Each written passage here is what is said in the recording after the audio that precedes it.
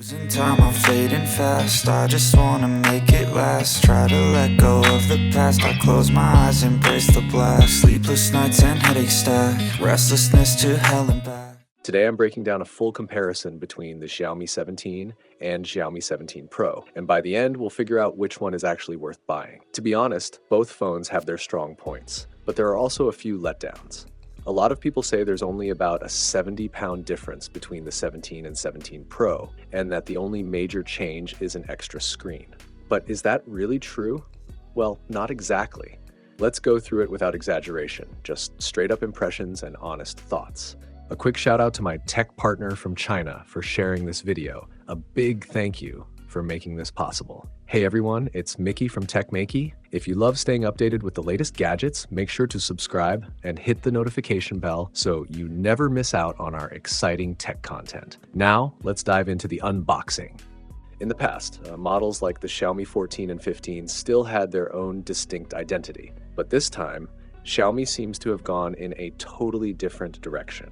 Remember how the Mi 8 looked a lot like the iPhone X? Now, it feels like the Xiaomi 17 is taking after the iPhone 17, not just in looks, but even in the naming. Of course, technology keeps improving year after year, but when I compare the Xiaomi 17 to the 14 I have here, I honestly feel the 14 still has a more premium texture. The Xiaomi 17's back glass feels fine, but the back panel and camera frame are actually plastic. It's understandable since it's the standard version of a flagship, but still it doesn't have to feel this cheap. As a longtime Xiaomi fan, I really wanted to praise it. And yes, the compact size does feel great in the hand, but aside from that, it's hard to overlook the compromises. It looks like more brands, including Honor, are bringing out small screen flagships too, and while Xiaomi tried to keep that compact charm, the feel isn't quite the same. The curved edges are sharper, and you can definitely feel the cut when holding it. Up top, it doesn't follow Apple's layered structure. Instead, the frame and the body are one solid piece, with the camera module sitting on top as a separate layer. The execution feels a bit rough and gives off a disconnected vibe. Personally, I've always liked Xiaomi's Parisian soldier design language, but the 17's look feels less refined, more like a continuation rather than a fresh design. And even the naming feels odd. This is clearly the standard Xiaomi model, yet it seems they just jumped from the Xiaomi 16 to 17 to keep up with Apple's naming trends. Now, moving on to the 17 Pro. This is where things get interesting. The secondary back screen is genuinely creative. It almost feels like Xiaomi intentionally made the standard version less appealing, so you'd be tempted to spend a little extra for the Pro. And honestly, that 70-pound difference suddenly feels worth it when you see all the added features and upgrades. I get what Xiaomi is doing here.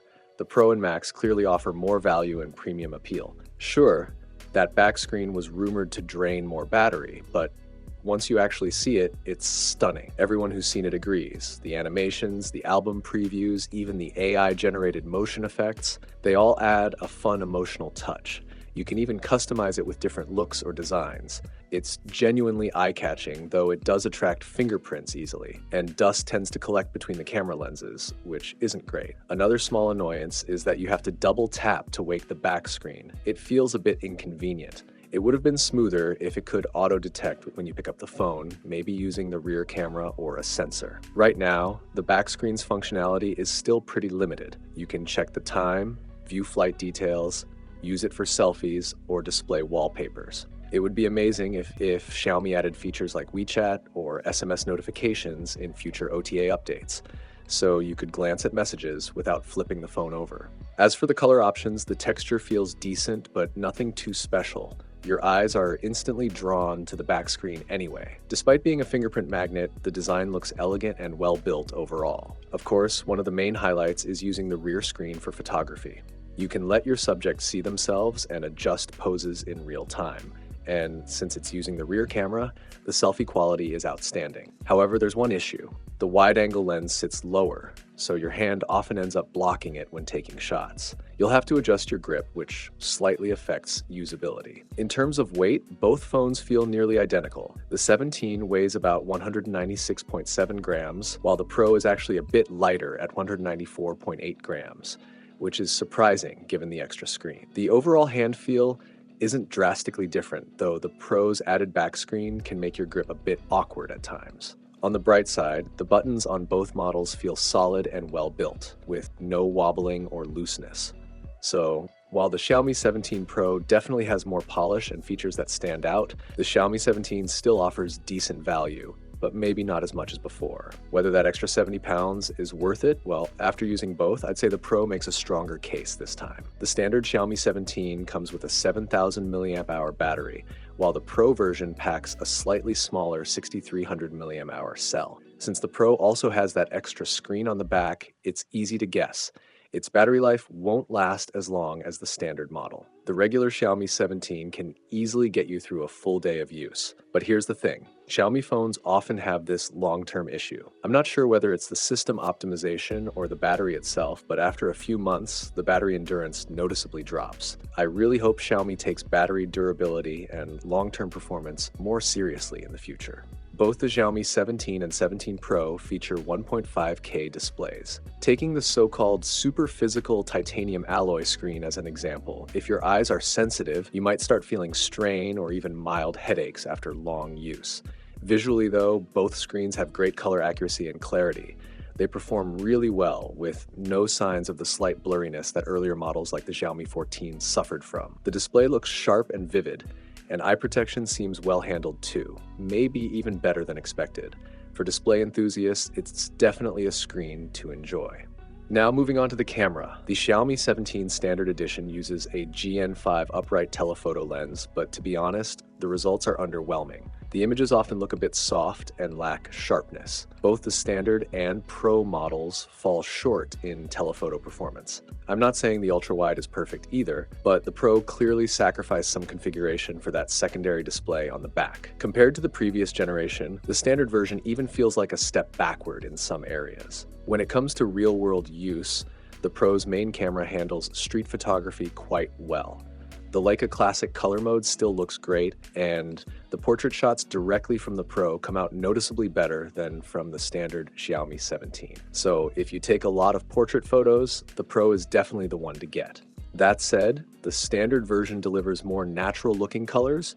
What you see is basically what you get. The Pro's images tend to lean slightly pink in tone. Personally, I like the look of the Pro's output more, but sometimes the shots can turn out blurry, especially around the body or legs, which can be pretty disappointing. It feels like an optimization issue that Xiaomi needs to fix, hopefully in a future OTA update. For video and photos, the main cameras on both phones are quite similar. However, the Pro's telephoto lens performs noticeably better, sharper details, more accurate colors, and a clear advantage in low-light conditions. So that 70-pound price difference is definitely about more than just the extra screen. The standard model has clearly been trimmed down in a few areas. And speaking of software, Xiaomi's system still comes with its fair share of bugs. Even my older 15 Pro crashed during the very first boot. This time with the Xiaomi 17 Pro, on my first day of use, it froze when I tried to edit a photo.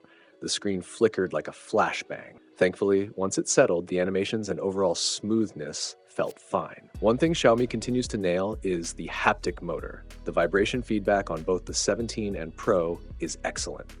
And I've got to give credit where it's due.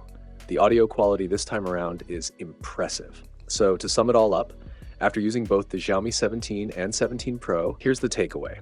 If long battery life is your top priority, go for the standard model. But if you want a better overall experience, the 17 Pro or even the Max version is definitely worth it. The standard 17 hasn't improved much in camera performance, and its design feels average, while the Pro brings that unique back screen and upgraded hardware for just 70 pounds more. All right, that wraps up today's video. If you're in the UK and want to get one, you can find it on eBay UK. Thanks for watching, and I'll see you in the next one.